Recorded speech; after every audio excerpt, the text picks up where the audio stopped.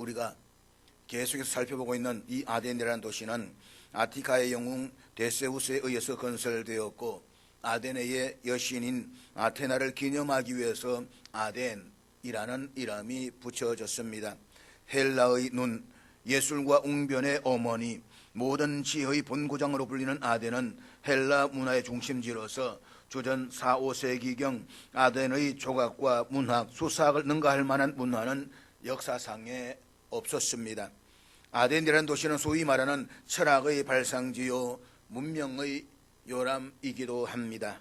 따라서 2000년 전 철학과 사상의 중심이었던 아덴은 모든 지식인들이 한 번쯤은 가보기를 동경했던 도시였습니다. 바울도 결코 예외는 아니었을 것입니다.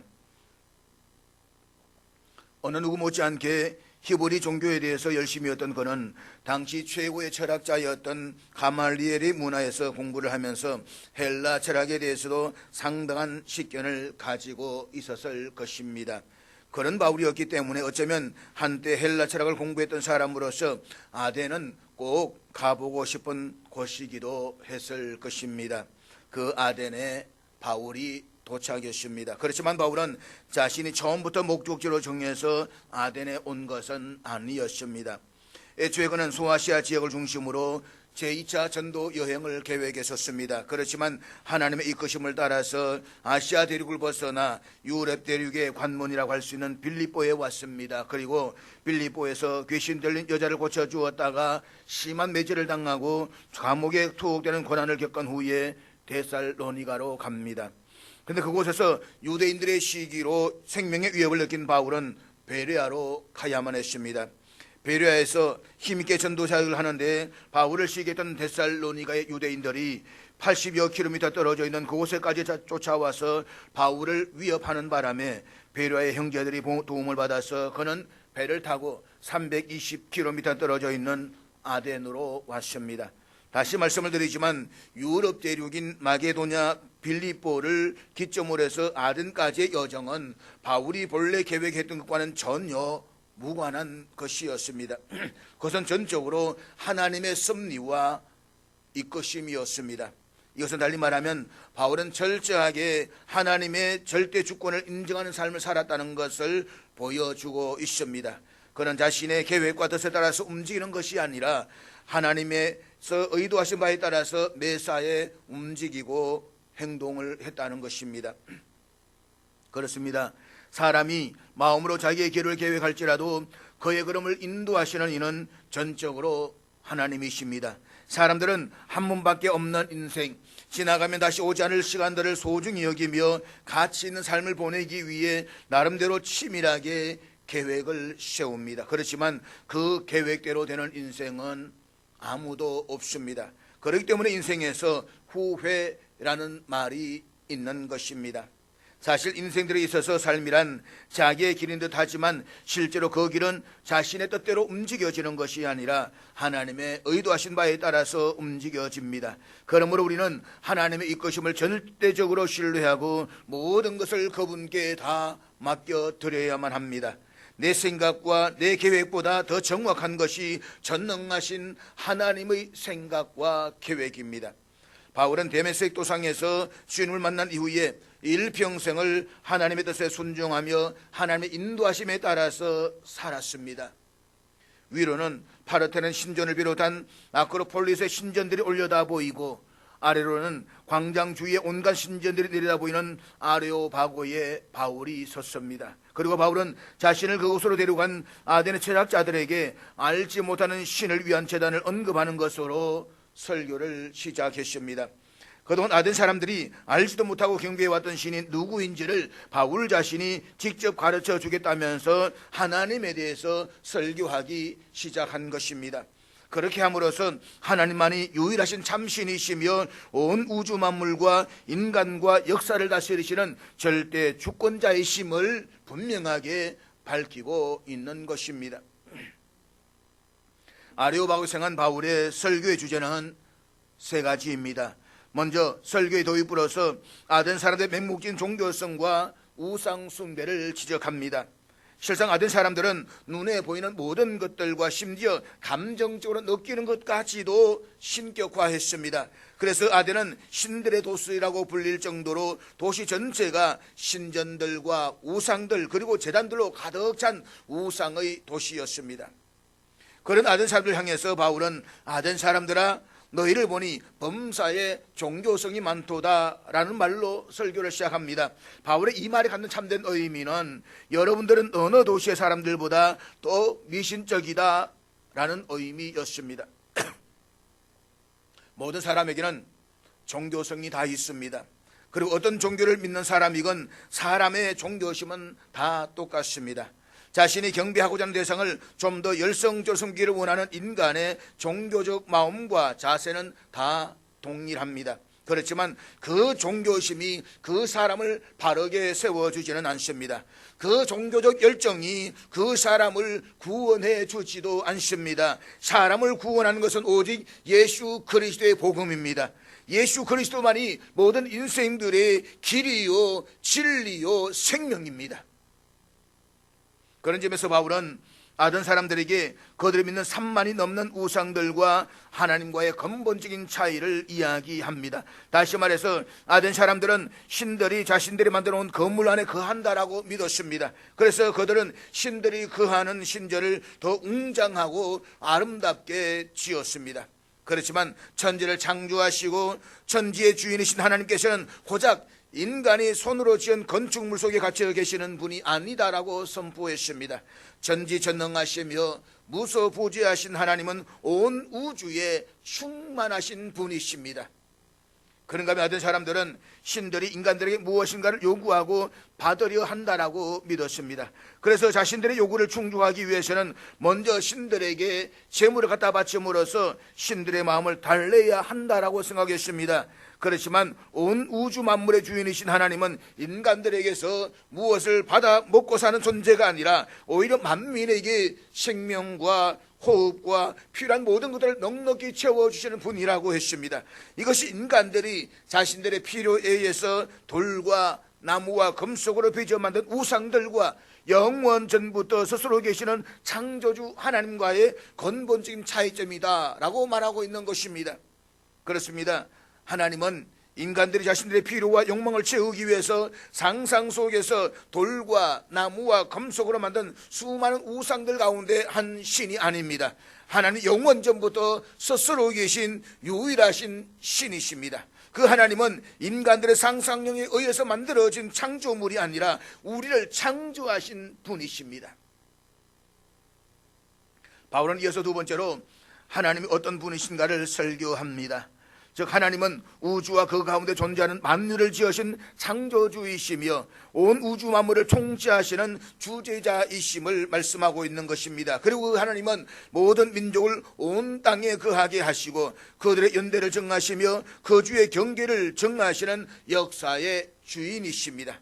나아가서 하나님은 아득히 멀리 떨어져 있어서 우리와 전혀 관계가 없는 분이 아니라 친히 우리들 곁에 찾아오셔서 우리와 교제하시는 지극히 인격적인 분이심을 선포합니다.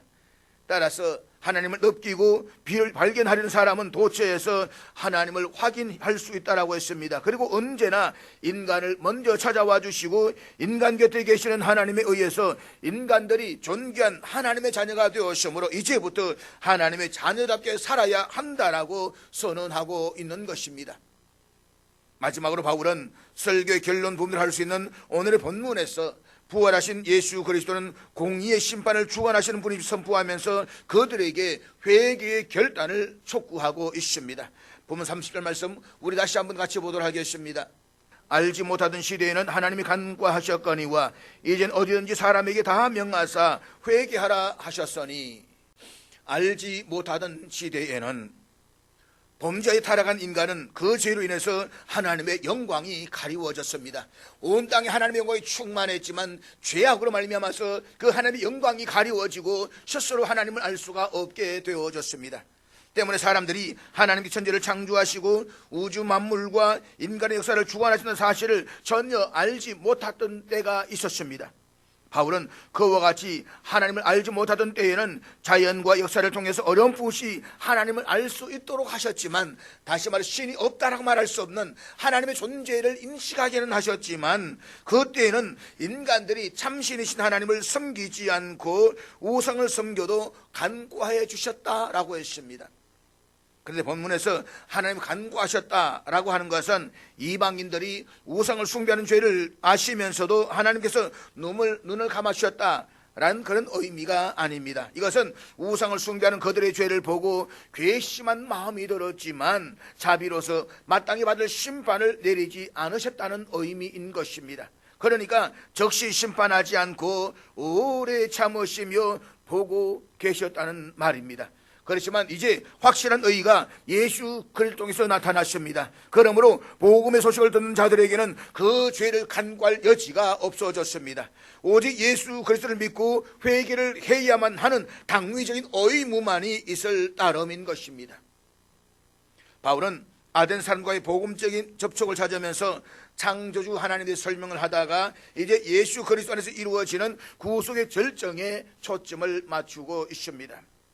즉 이름을 알지 못하는 신까지 섬기던 아덴 사람들에게 그들이 찾고자 했던 그 신이 바로 하나님이심을 설명하고, 이제는 알지 못하던 시대가 끝났으므로 과거의 행위를 버리고 회개할 것을 촉구하고 있는 것입니다. 그렇습니다. 이제는 모든 상황이 예전과 달라졌습니다. 하나님께서 죄와 사망으로부터 인간을 구원하시기 위해서 당신의 독생자이신 예수님을 세상에 보내셨습니다. 그 예수님께서는 인간의 죄값을 대신 치르기 위해서 십자가의 희생물로 돌아가셨고 3일 만에 죄와 사망의 결박을 깨뜨리시고 부활하셨습니다. 그리고 이제는 예수 그리스도 안에서 모든 사람들이 하나님의 자녀로 구원받을 수 있다는 하나님의 복음이 온 사방으로 퍼져나가고 있습니다. 예수 그리스도께서 이 땅에 오심으로써 하나님이 더 이상 알지 못하는 신이 아닌 것입니다. 알지 못하는 신은 예수님을 통해서 당신 자신을 만천하에 드러내셨습니다. 그와 동시에 알지 못하던 시대도 막을 내렸습니다. 그래서 하나님께서 이제는 어디에서든지 모든 사람의 명하사 회개하라고 하셨다라고 말씀을 하고 있는 것입니다.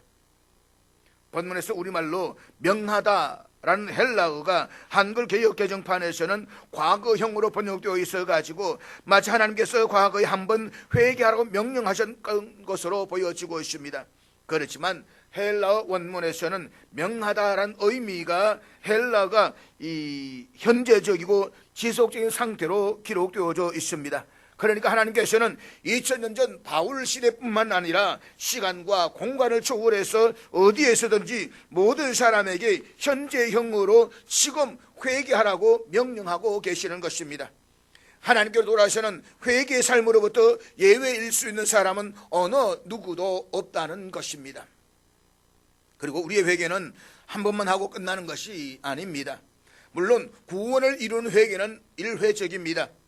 하나님은 인간과는 달라서 구원을 우리의 선물로 주셨다가 다시 빼앗는 그런 분이 아니십니다. 태초에 구원하시 작정하시고 구원을 허락하시는 사람은 영원히 하나님의 자녀요 하나님께서 책임져 주십니다. 그렇기 때문에 구원을 이루는 회개는 한 번으로 끝이 납니다.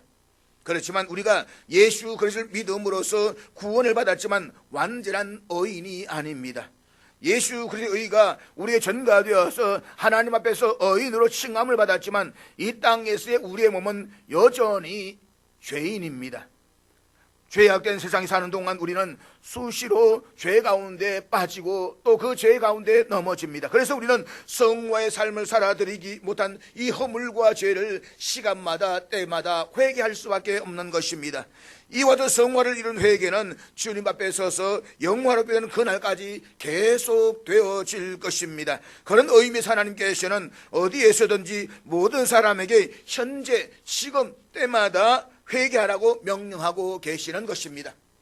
오늘 본문에서 어디든지 다로 번역된 헬라어는 어디에서나 모든이라는 뜻입니다. 이것은 회개하는 하나님의 명령에는 회개의 삶으로부터 예외일 수 있는 사람은 아무도 없다는 뜻입니다. 그렇다면 하나님께서 예외를 인정하지 않고 모두 다 행할 것을 명령하시는 회개란 무엇입니까? 본문에서 우리말로 회개하다 라는 헬라어는 자기의 생각과 마음과 뜻과 태도를 바꾸다 혹은 돌아서다 라는 의미를 가지고 있습니다. 그러니까 우상숭배의 어리석은 삶에서 돌아서서 천지 만물과 인간의 역사를 주관하시는 하나님을 믿고 섬기는 것입니다. 그리고 죄악된 본성으로부터 생각과 마음과 태도를 바꾸어서 삶의 진정한 변화를 경험하는 것입니다. 그것이 바로 참된 회개입니다.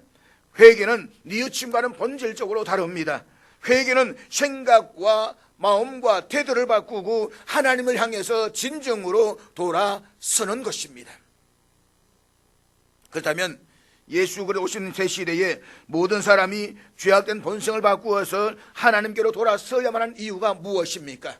우리가 회개하고 예수 그리스도를 구주로 믿어야 하는 이유가 무엇입니까? 이 물에 대한 대답이 본문 31절에 기록되어져 있는데 우리 다 같이 읽도록 하겠습니다. 이는 정하신 사람으로 하여금 천하를 공의로 심판할 날을 작정하시고 이에 그를 죽은 자 가운데 다시 살리신 것으로 모든 사람에게 믿을 만한 증거를 주셨음이니라 하니라. 본문에서 바울은 천하를 공의로 심판하실 날에 대해서 말씀하면서 그 심판을 집행하는 대리자를 소개합니다. 그 집행자는 바로 하나님께서 정하신 그 사람입니다. 그리고 하나님 정하신 그 사람은 바로 예수님을 가리키십니다. 그렇습니다. 하나님께서는 당신의 독생자 예수님을 심판주로 정하시고 천하 만민을 당신의 공의로 심판하십니다. 하나님의 공의는 절대적이십니다. 상황에 따라 변하는 것이 아니라 영원히 변하지 않는 공의이십니다. 그 하나님께서 천하 만민을 당신의 공의로 판단하신다면 하나님의 공의로운 심판대 앞에서 살아남을 사람이 어디에 있겠습니까? 하나님의 심판대 앞에서 천하 만민의 저주를 받아서 영원한 지옥의 형벌을 당할 수밖에 없지 않겠습니까? 그리고 하나님의 공의로운 심판 앞에서 원망하거나 불평할 수 있는 사람은 아무도 없습니다. 그런데 하나님께서는 비극적인 결말을 뻔히 아시면서도 공의로운 당신의 심판을 강행하신 것이 아니었습니다. 본문은 이렇게 말씀합니다. 이에 그를 죽은 자 가운데서 다시 살리신 것으로 모든 사람에게 믿을 만한 증거를 주셨음이니라. 사랑하는 여러분, 죄는 인간이 지었습니다. 내가 범죄했습니다.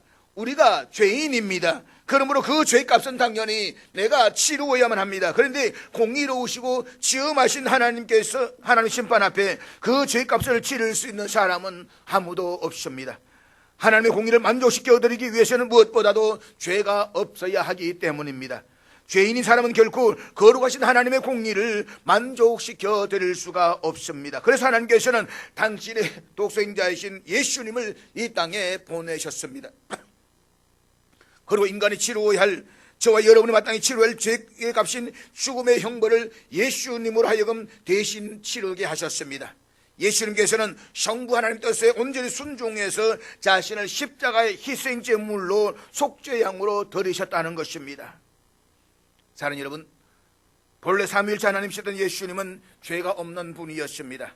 그가 우리 죄값을 대신해서 가전멸시와 고난을 당하시고 십자가에 못 박혀 돌아가셨습니다. 그런데 하나님께서는 죄 없는 예수님을 죽음 속에 그대로 방치해 두시지 않았습니다. 만약 하나님께서 죄 없는 예수님을 죽음 속에 그대로 방치해 두셨다고 한다면 하나님께 절대로 공의의 하나님이실 수가 없습니다. 하나님께서는 공의 하나님이시기에 죄 없는 예수님이 돌아가신 지 사흘째 되는 날에 죽음의 한가운데서 예수님을 영원히 일으켜 세우심으로써 당신이 공의 하나님이심을 또 한 번 만천하에 재확인시켜 주셨습니다.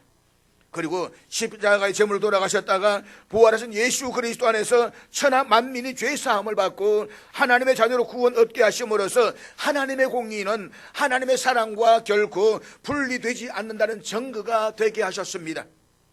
그러므로 어리석은 우상숭배의 삶에서 돌아서서 하나님을 향해서 회개의 삶을 살라고 요청하고 있는 것입니다.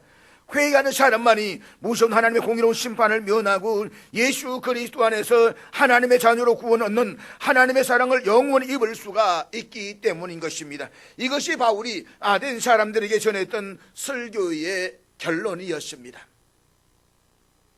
바울은 아덴 사람들에게 예수님을 소개하면서 하나님이 정하신 사람이라고 했습니다. 이것은 첫 번째 사람인 아담 한 사람의 범죄로 인해서 온 인류가 죄인이 되었던 것처럼 하나님께서 오신 새로운 아담인 예수님의 보혈 속에서 온 인류가 하나님의 자녀로 구원받을 수 있음을 강조하기 위함이었습니다. 우리를 위해서 십자가 제물이 되신 예수님만이 하나님께서 구원자이신 동시에 심판주로 증하신 바로 그 한 사람이라는 것입니다. 사랑하는 여러분, 세상 어느 부모가 자기 자식을 폭도들에게 두들겨 맞는 자리에 자진해서 내주겠습니까? 자식이 몰매를 맞고 오면 도리어 가해자들에게 보복하려고 하지 않겠습니까? 자기 자식이 몰매를 맞다가 폭력배들의 손에 끝내 죽어야 하는 자리라면 부모가 몰랐으면 모르되 안 이상 그런 자리에 자기 자식을 내줄 부모는 더더구나 없지 않겠습니까? 수단과 방법을 가리지 않고 폭력죄들로부터 자기 자식을 숨기거나 빼돌리지 않겠습니까? 그것이 부모의 심정이요 인지상정입니다. 그러나 하나님께서는 인간의 부모와는 같지 않으셨습니다. 보십시오. 하나님 독생자이신 예수님께서는 체포당하시기 전에 임박한 당신의 십자가의 죽음을 예견하시고 겟세마네 동산에서 땀방울에 피가 배기까지 처절하게 기도하셨습니다. 그러나 검은 휘장으로 뒤덮인 캄캄한 밤하늘에서는 아무런 응답이 없었습니다. 하나님께서 당시 사랑 독생자의 기도에 침묵하셨던 것입니다. 죄 없는 예수님께서 로마 제국의 총독 빌라도에게 사형언도를 받으시고 폭도와 같은 로마 군병들에게 살찜이 떨어져 나가는 채찍질을 당하실 때에도 골고다로 끌려가셔서 사지가 십자가에 못 박힐 때에도 하나님께서는 무자비한 폭력배에 짓밟히는 당신의 사랑 독생자에게 구원의 손길을 내밀어 주시지 않았습니다. 오직 침묵하실 뿐이었습니다. 예수님 마침내 아버지를 향해서 피 맺힌 절규를 토하셨습니다. 나의 하나님, 나의 하나님, 어찌하여 나를 버리셨습니까? 하나님께서 인간들의 상상력에 의해서 금속이나 돌로 만들어진 귀가 있어도 듣지 못하고 눈이 있어도 보지 못하고 입이 있어도 말하지 못하는 우상이었습니까? 결코 그렇지 않았습니다. 하나님께서는 당신의 사랑하는 독생자가 십자가에 못 박혀 마지막 숨이 꺼져가는 것을 똑똑히 보셨습니다. 사랑하는 독생자의 피 맺힌 마지막 절규까지 다 들으셨습니다. 그리고 아들아, 내가 여기 있다 라고 얼마든지 응답하실 수가 있었습니다. 그 저자는 십자가에 매달려서 혼자 고독에 처하며 깊은 시름 속에 빠질 때에 주는 하나님께서 오셔서 아들아 힘들지 내가 너와 함께 한다라고 한 말씀만 해줄 수 있었다는 것입니다. 그럼에도 하나님께서는 당신의 사랑 독생자에게 끝까지 응답하지 아니하시고 침묵으로 일관하셨습니다. 이유가 무엇입니까? 왜 그렇게 하셔야만 했습니까? 그것은 바로 하나님께서 사랑하시는 당신의 독생자를 더러운 죄인인 우리를 죄와 사망으로부터 구원하는 속죄의 양으로 삼으셨기 때문입니다. 하나님께서 당신의 사랑하는 독생자를 처참한 십자가의 죽음에 그 누구도 요구하지 않았지만 스스로 자진해서 내어주신 이유가 바로 여기에 있습니다. 우리를 사랑하셔서 우리를 구원하시기 위해서 말입니다. 그래서 예수님께서는 비단 옷을 입으시고 침대에 편안하게 누우셔서 당신의 임종을 평화롭게 맞이하실 수가 없었습니다. 인간이 온몸으로 범한 온갖 흉측한 죄값을 당신이 대신 치루어주기 위해서는 당신의 머리가 가시관에 짓눌려서 피를 흘리고 등과 가슴의 살점이 채찍질로 떨어져 나가고 손과 발이 못 박히고 옆구리가 창에 찔려서 피와 물이 마지막 한 방울 다 흘리기까지 당신 자신을 온전한 희생제물로 내놓아야만 했다는 것입니다. 그렇기 때문에 바울은 이 예수 그리스도 가리켜서 하나님이 정하신 사람이라고 했습니다. 그런데 바울의 이 선언은 바울만의 선언이 아니었습니다. 이것은 초대의 교회가 붙잡았던 복음의 핵심이요 오늘 우리가 붙잡는 믿음의 핵심인 것입니다. 그래서 베드로가 백부장 고넬집에서 행했던 설교에서 하나님이 살아있는 자와 죽은 자의 재판장으로 정하신 자라고 했는데 바로 이 예수 그리스도를 가리켜서 한 말인 것입니다. 하나님의 정하신 자, 심판자로 정하신 자, 구원자로 정하신 자, 그가 바로 독생자 예수 그리스도이시다라고 하는 것입니다. 사랑하는 여러분, 하나님이 천하를 공의로 심판하신다는 이 구절에 주목하십시오. 하나님이 심판하실 대상은 천하입니다. 다시 말해서 하나님이 심판하실 대상은 역사 속에 존재했고 또 존재할 모든 사람들입니다. 여기에는 죽은 자와 살아있는 자, 도덕질하고 자부하는 자와 사회적 지탄의 대상인 자를 막론하고 모든 사람이 다 포함됩니다. 어느 누구도 하나님의 심판의 대상에서 예외일 수 있는 사람은 아무도 없습니다. 그리고 그 심판의 방법은 공의입니다. 우리말로 공의로 해당하는 헬라어는 의로우신 하나님이 오르신 판단에 의하여로 해석될 수가 있습니다. 그러니까 의와 공의를 그 보호자의 기초로 삼으시는 하나님은 사람을 외적인 조건에 따라서 판단하지 아니하시고 모든 사람이 공정한 기준에 따라서 심판을 받도록 하십니다. 그런 하나님의 심판에는 오심이 있을 수가 없습니다. 그러므로 심판을 받는 자들은 자기의 행해진 심판과 다른 사람의 행해진 심판에 대해서 합당합니다라고 인정하지 않을 수가 없습니다. 그런데 바울은 결론에서 이렇게 말씀하십니다. 그를 죽은 자 가운데서 다시 살리신 것으로 모든 사람에게 믿을 만한 증거를 주셨음이니라. 여기서 모든 사람에게 믿을 만한 증거는 십자가에 못 박혀 죽으셨다가 3일 만에 죽은 자 가운데서 부활하신 예수 그리스도의 증거를 말하고 있는 것입니다. 그렇습니다. 예수 그리스도는 온 인류에 대한 하나님의 심판의 증거와 기준이 되십니다. 하나님께서 당신의 사랑하는 독생자를 처참한 십자가의 제물로 내놓으신 이유는 하나님 정하신 오직 예수 그리스도만 통해서 구원하시겠다는 것입니다. 오직 예수 그리스도만이 구원을 향한 유일한 길입니다. 예수 그리스도 안에 있는 자들은 그를 믿음으로 말미암아서 죄가 가리워져서 예수 그리스도 안에서 생명의 부활을 받게 될 것입니다. 그러므로 이제 이 땅의 모든 사람들은 결단을 해야만 합니다. 그것은 복음의 진리를 믿음으로 받아들이고 회개하여서 그리스도를 영접함으로써 영생의 구원을 받든지 아니면 끝까지 그리스도의 복음을 거부함으로써 영벌의 심판을 받든지 말입니다. 그런데 바울의 설교 끝났을 때에 그곳에 있던 아덴 사람들의 반응은 세 가지로 나타났습니다. 본문 32절 같이 보도록 하겠습니다. 그들이 죽은 자의 부활을 듣고 어떤 사람은 조롱하고 어떤 사람은 이 일에 대하여 내 말을 다시 듣겠다 하니, 바울의 설교를 들었던 사람들이 보여준 첫 번째 반응은 바울을 조롱했습니다. 본문에서 조롱하다라는 헬라어 동사가 미완용으로 기록되어져 있습니다. 이것은 그들이 단 한 번 바울을 조롱하고 거친 것이 아니라 한동안 계속해서 바울을 비웃고 비웃었다는 것입니다. 그런데 아덴 사람들이 바울의 설교를 듣고 그 내용에 대해서 적극적으로 반대되는 행동을 보였다는 것이 아니라 그냥 냉소적인 반응을 보였다는 것입니다. 한마디로 아덴 사람들은 바울이 전하는 내용이 말도 안 되는 이야기라고 치부해 버렸다는 것을 나타내고 있습니다. 아덴 사람들은 영혼 불멸 사상으로 바탕으로 영혼은 선하고 육체는 악하다는 이원론 사상에 빠져 있었습니다. 그래서 그들은 육체는 영혼을 가두는 감옥이라고 믿었습니다. 그런데 육체를 떠나간 영혼이 다시 이 악한 육체의 몸으로 돌아온다는 것은 상상할 수도 없었다는 것입니다. 이것이 아덴 사람들과 헬라 철학의 고민이고 문제였습니다. 기독교가 복음이 전파되어지면서 가장 문제가 무엇이냐? 예수님이 인간이 되셨다는 것, 이 사실을 헬라 세상 속에서 설명해 주어야만 했습니다. 그런데 그들은 인간은 이 육체는 악하고 천하고 더러운 것이기 때문에 영혼이 무엇이냐? 이 영혼이 인간의 육체를 벗어나서 이데아 세계로 상승하는 것, 그것이 바로 구원이다라고 믿었습니다. 그러니까 악한 육체를 향해서 영혼이 돌아와서는 안 되는 것입니다. 그런데 그 악한 육체 속에 예수님께서 오셨다는 것입니다. 하나님이 임하셨다는 것입니다. 더구나 죽었던 예수님께서 다시 부활해서 그 악한 육체 감옥 속에 들어오셨다는 것입니다. 이것을 아덴 사람들은 이해할 수도 없었고 믿을 수도 없었습니다. 그렇기 때문에 그들은 죽은 자의 부활로 설교를 끊는 바울에 대해서 한동안 냉소적인 반응을 보일 수밖에 없었다는 것입니다.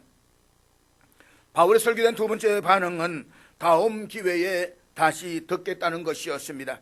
어떤 사람 이 일에 대하여 내 말을 다시 듣겠다 하니, 그러니까 죽은 자의 부활에 대한 바울의 말에 조롱하는 사람들과는 대조적으로 추후에 다시 그의 말을 듣고자 했던 사람들이 있었습니다. 그렇지만 그들이 다시 바울을 불러서 그의 이야기를 다시 들었는지는 기록이 없기 때문에 확인할 수는 없습니다. 확실한 것은 바울이 그들에게 다시 이야기하지 않고 그 도시를 떠났다는 것입니다. 그리고 본문 이후의 기록에도 그가 이곳 아덴을 다시 찾아왔다는 기록이 없습니다. 바울의 설교를 듣고 조롱하든 아니면 나중에 다시 듣겠다라고 하든 분명한 것은 이들이 바울의 설교를 듣고서도 아무런 감동이 없었다는 것입니다.